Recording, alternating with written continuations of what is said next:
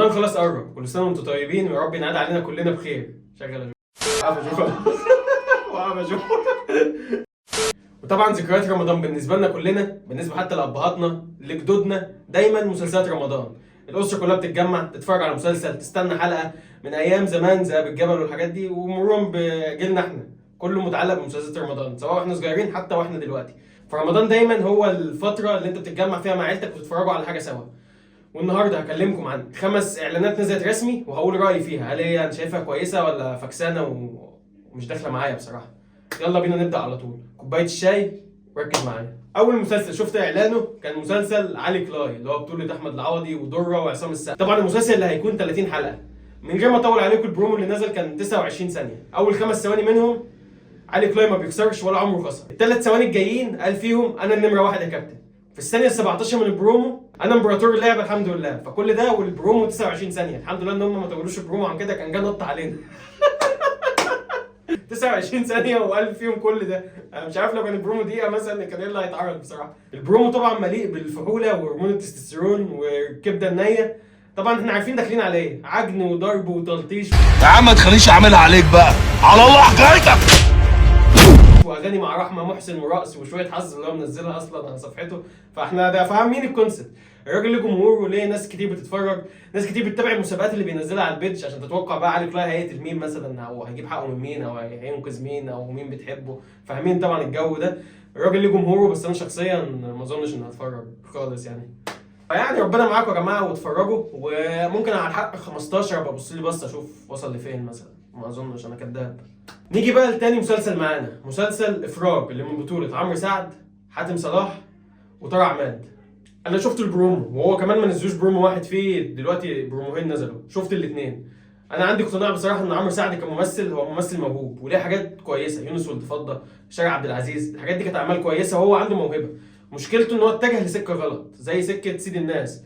يعني من فتره مثلا ملوك الجدعنه، وبعد كده ملوك الجدعنه نجح، انا كنت بتفرج عليه، بس بتكلم بعد كده داخل في سكه هي سكه معروف اخرها ان انت سكه زعيق وسويت ومفيش زيك وسيد الناس وتجعير. انت مين يا اللي قاعد بتضحك في عز ابويا؟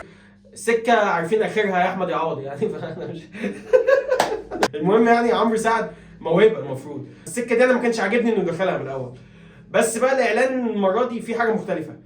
غالبا برضه هيبقى في انتقام، وهو بان في الاعلان ان هو تقريبا قتل مراته واولاده.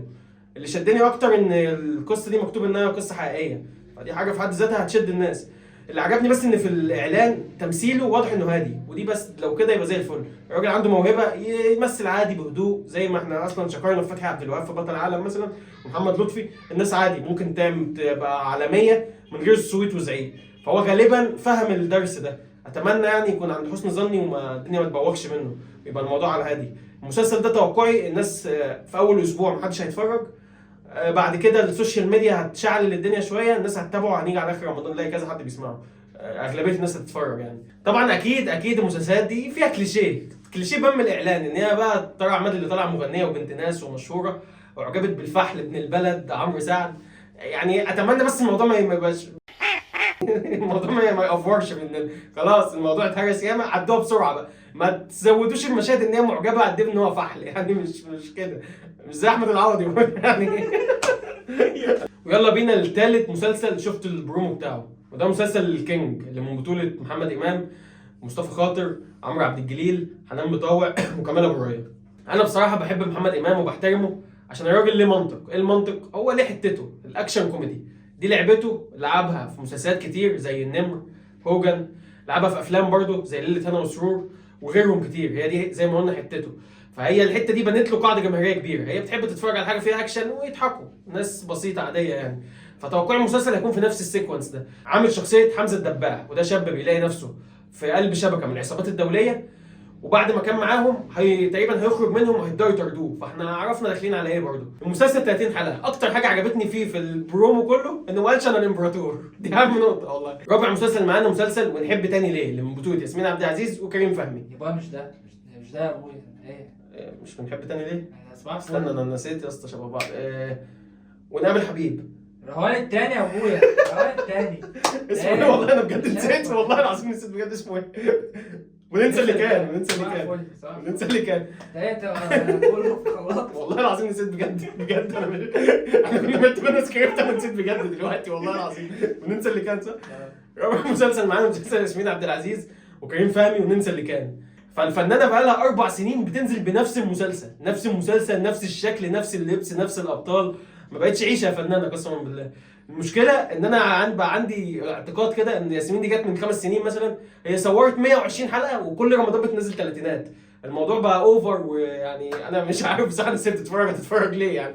بص الناس هتسمع الجزء الحلقه الاول يفكوا ان انا لجنه ياسمين عشان بشتم في العوضي، اسمع النص الثاني يفكوا لجنه العوضي، والاثنين يقفلوا لي القناه. بس لو حصل المفاجاه والمسلسل طلع كويس او الناس اتفرجت وعجبها هطلع اتكلم بصراحه، بس انا شخصيا مش متوقع ده. ونتكلم جد بقى بعيد عن الترول. انا مشكلتي مع ياسمين ان هي بقى لها برضه مده بتلعب في ملعب مش بتاعها.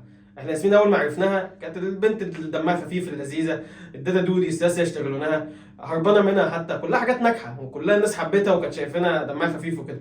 مش سكه الدراما التراجيدي الايجو دي، مش سكتها. وكذا سنه يعني حتى لو قررت تغيري مسلسل كده مسلسلين كده، مش 4 سنين ورا بعض نفس القصه. الموضوع بقى زياده بصراحه. عندي بقى حاجه تانية بتضحكني بصراحه، هي ليه بتحب الصعوبه؟ يعني هي اسمها في المسلسل ده اسمها الفنانه جليله، وكانت في اللي مالوش كبير اسمها غزل، وفي ايه ونقابل حبيب باين كان اسمها ليل. نفسي افهم ليه الاسامي الهايلامان دي، يعني ليه ما اسمهاش الاء، ملك، مريم، اميره، يعني اسامينا يعني. انا مش فاهم ليه. يعني هو غالبا لما مقتنع لما يبقى اسمها كده يبقى اسمها زي الخديوي وهما الاثنين هيعملوا نفس الدماغ. ايه بس كده يبقى اتكلمنا عن رابع برومو انا شفته ويا ريتني ما شفته يعني. نيجي بقى الخامس برومو انا شفته، يلا بينا. خامس مسلسل معانا والمسلسل اللي من اخراج الجوليادور محمد سامي، بطولة طبعا مراته مي عمر. بطولة مراته القشطة حتة السكر يا عمر احمد. انا اللي قلتش. لا انا بمليك اللي انت والله ما كاتب، والله العظيم ما كاتب. ايش حته السكر مي عمر اهو، والله لا تنزل لك. انا اللي عملتش الفيديو ده، هو بيمليني او بيزود كلام من عنده، انا ما قلتش كده. حقيقة يا ابني. بس زود هنحترس انا وانت بعد اللي بيحصل ده. والفنان احمد مجدي وسوسن بدر وشيماء سيف. تختلف او تتفق على امكانيات محمد سامي في الاخراج، سواء ان هو مخرج، هل هو مخرج كويس ولا امكانياته ضعيفه ولا عادي. انت هتتفق على حاجه واحده بس، ان ما تضحكش يا عم مش عارف نتكلم. طبعا هتعمل كمان محمد سامي برضه. هتعمل جد على مراتها. شوفوا بعملوا احلى معامله. تختلف او تتفق على امكانيات محمد سامي في الاخراج في نقطه واحده كلنا هنجمع عليها، ان الراجل ده صايع. هو عارف رمضان، عارف الناس بتتفرج عايزه ايه وبيقدمه. شفنا مسلسلات كتير لمحمد رمضان، مسلسلات حتى مثلا زي نسل الاغراب، المسلسل كان كله ترول بس انت اتفرجت، عارف يشدك. هو فاهم التوابل اللي بتتحط على المسلسلات تخليك تتفرج للاخر، يقفل الحلقه على نهايه تخليك مستني كده. المسلسل توقعي هيبدا برضو كله هيتفرج عليه بس في السر، محدش هيعلن ان هو بيتفرج على مسلسل مي عمر، لحد ما في الاخر خالص نكتشف ان كلنا كنا متابعينه عادي. انا شخصيا مش متابعه، انا مش متابع ولا حاجه من الخمسه اللي قلتهم النهارده تقريبا، ولا واحد من دول اسمعهم انت بقى. لا اتفرجت على نعمة افكاته جامد يا اسطى. اتفرج على مي عمر، انت بجد عندك امكانياتها كده. واللي معتقده كمان من البرومو اللي انا شفته ان في لقطات هي هتبقى ترند، زي مثلا سوسن بدري اللي هي غالبا هتبقى حماتها بتكب الشاي في وشها. البوست ده هيتاخد على جروبات البنات وكل واحده تشتكي من حماتها. انتوا فاهمين السوشيال ميديا ماشيه ازاي يعني، وكله هيصيع عليه وبتاع. هيبقى في حاجات انسانيه كتير، زي مثلا برنس لما رموا البنت الصغيره، هو بيلعب على مشاهد معينه تاثر في الناس كده، والراجل ناجح فما حدش يقدر يتكلم. وبكده الحلقه تبقى خلصت واتكلمنا عن 5 بروموهات. لسه في مسلسلات كتير جدا، هنعمل حلقه تانية وفي جزء تاني وقد يكون في جزء تالت كمان. المسلسل اللي انا مستنيه اصلا لسه ما اتكلمش عليه، اهمهم مسلسل الشابو يوسف الشريف، ده حلقه لوحده. فانتظرونا بقى في الحلقات الجايه يا جماعه. وانت نازل ما تنساش لايك جميل واظبطنا بلايكات، الله يبارك لك. ما تتفرجش وتعدي حتى لو ما عجبتكش الحلقه، سبسكرايب، فولو، خش على التيك توك، دلعنا كده. ما تنساش قد سين ملوش منافسين. سلام.